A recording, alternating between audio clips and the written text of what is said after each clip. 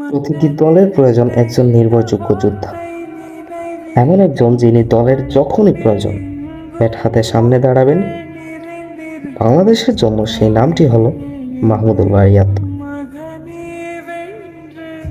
ময়মনসিংহের এক সাধারণ ছেলের অস্বাভাবিক স্বপ্ন ছিল ব্যাট হাতে বাংলাদেশকে জেতানোর স্বপ্ন। ছোট্ট মাঠ থেকে বড় মাঠে, অনুশীলন থেকে আন্তর্জাতিক মঞ্চে মাহমুদুল্লাহ লড়ে গেছেন দিনের পর দিন।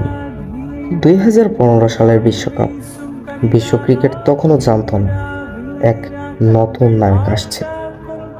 ইংল্যান্ডের বিপক্ষে মাহমুদুল্লাহর সেঞ্চুরি যে ইনিংস বদলে দিয়েছিল বাংলাদেশের ক্রিকেট ইতিহাস, সেই ম্যাচেই মাহমুদুল্লাহ দেখিয়ে দিয়েছিলেন বাংলাদেশ ক্রিকেট শুধু অংশ নিতে নয়, বিশ্বমঞ্চে রাজত্ব করতে এসেছে।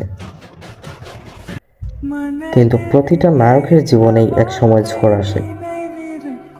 2019 বিশ্বকাপের পর পারফরমেন্সে কিছুটা ছন্দপতন। প্রশ্ন উঠল, মাহমুদুল্লাহ কি শেষ? কিন্তু ওই যে, বীরেরা কখনোই হার মানে না।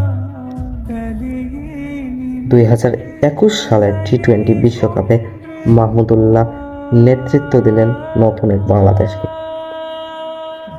কেউ হয়তো বলে সময় ফুরিয়ে আসছে, কিন্তু কিংবদন্তিরা সময়ের চেয়ে বড়। মাহমুদুল্লাহ শুধু একজন ক্রিকেটার নন, তিনি এক অনুপ্রেরণার নাম, একজন লড়াকু বীর। বাংলাদেশের যখনই প্রয়োজন হয়েছে তখনই ব্যাট হাতে দাঁড়িয়েছেন মাহমুদুল্লাহ রিয়াদ।